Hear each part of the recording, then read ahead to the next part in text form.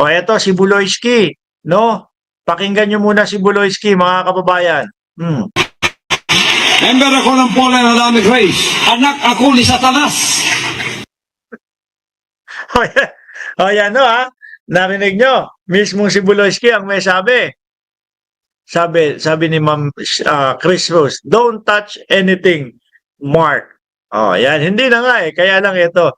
Ngayon, no, mga kababayan, diretsuhin muna natin. Bago mawala itong ano na to, sabi ni Ma'am Brenda Barton, Wi-Fi should be free at the hotel. Yes po, free. Kaya lang, etong nakuha natin, etong free nila is sobrang babaho. Tapos meron naman tayong choices upang mas piliin yung may bayad. Kaya lang, hindi ko ma-forget at hindi ko mapili kahit magbayad tayo ng $10 or $20 para makapag-vlog lang. Ngayon no, mga bossing, puntahan na natin, rektahin na natin yung mismong main topic na muna natin. Ano po, alisin ko ito, tapos dakuin natin si Buloyski, no? Nako. Baka mamaya nangangatog na yan, malaman yung eroplano nakahanda na para sa kanya. Di ba? Oh. Kasi mukhang lahat po ng tao, mga boss ni Pamoser, atat na mapadala sa Estados Unidos, ito pong si Kibuloy, mga kababayan. O ayan, atat ng dalhin sa Amerika. Ontiveros presses for Kibuloy's extradition, mga kababayan. Naku po, baka pag nakarinig ito, handa na, ready na yung aeroplano. Dadaling ka na doon sa Estados Unidos. Baka nangangatog na po, no? Si Kibuloy. Kayo, tatanungin ko kayo, mga bossing. Tatanungin ko kayo, sa tingin ninyo, parehas na eroplano kaya ang gagamitin para kay Kibuloy? Parehas kaya na eroplano yung ginamit po kay dating Pangulong Duterte ang gagamitin kay Buloyski kung sakali? Lord Delina, shoutout sa inyo. Oh, ako nakikita ko, hindi. Ang tingin ko dyan, mga kababayan, sariling pera o sariling eroplano ng Estados Unidos ang ipapadala sa Pilipinas upang sunduin po si Kibuloy. Once na nagkapayagan na po o nagkaayos na yung pag-uusap ng Estados Unidos at Pilipinas. At pihado ho, mga bossing, ha?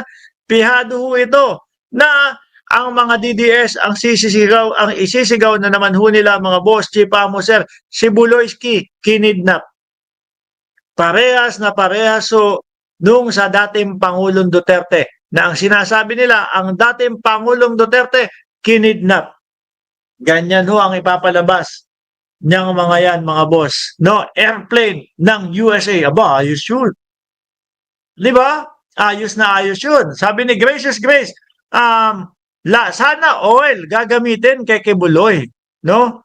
Hati katawan, palipad ng tate. Hindi, si Kibuloy ayaw. Yan ho, mga bossing, sabi ni ni Lumer Oliva. Opo, mahina po talaga internet dito sa hotel Ano po?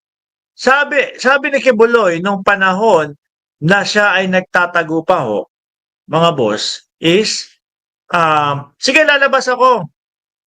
Basta wala lang extradition, basta wala lang extradition sa Estados Unidos, no? At ang ipinapalabas ho nila, mga kababayan, nung kampo mismo ni Kibuloy, na sila daw po ay porsigido doon sa kaso sa Estados Unidos.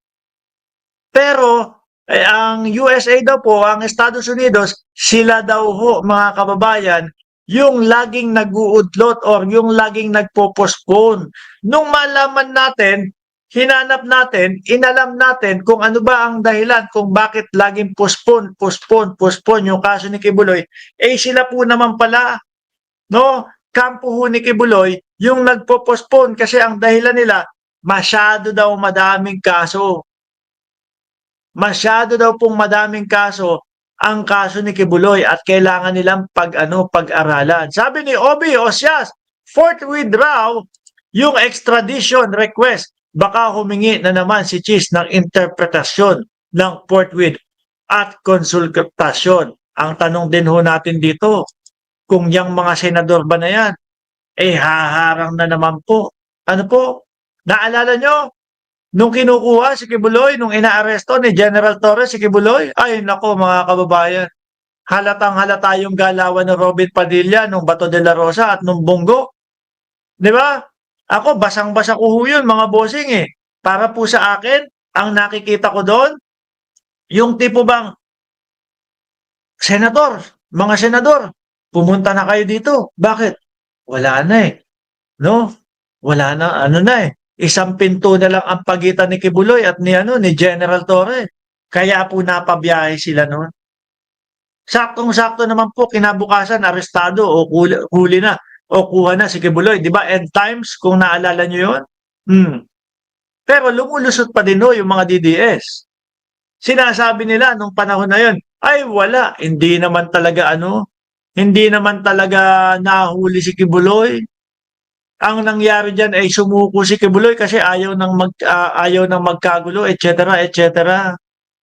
Eh gustong-gusto po nila ipahiya si Torre noon, mga kababayan. Gustong-gusto nila ipahiya si Torre na mali yung iniisip niya Torre na nandoon sa loob ng kingdom si Kibuloy. Pero wala naman, wala silang naipakitang video o hindi man lang nila naipakita na talagang sumuko si Buloyski. Ang totoong nangyari doon, mga boss, na sinasabi nga po ng kampo ng PNP, nasukol si Buloyski.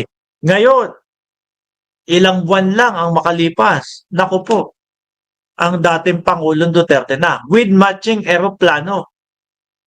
No? With matching eroplano. Kaya sabi ko, hindi kaya lilinis na yung eroplano na ginamit ng dating Pangulong Duterte papunta doon sa Hague at gagamitin naman ngayon kay Buloyski papunta sa Estados Unidos. Di ba, Sir Archie Beroya? O, na 8360, number 255 ang kanyang like.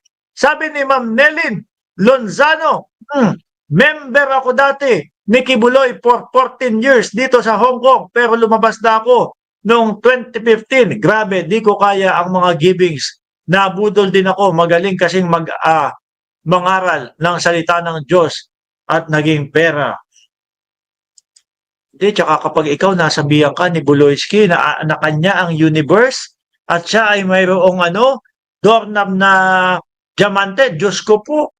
Malamang kapag ka ikaw lalaki, pag sinabi sa'yo ni Buloyski, ikaw, lalaki, gagawin kitang manggagawa at ang gagawin mo, magtitinda ka ng otap.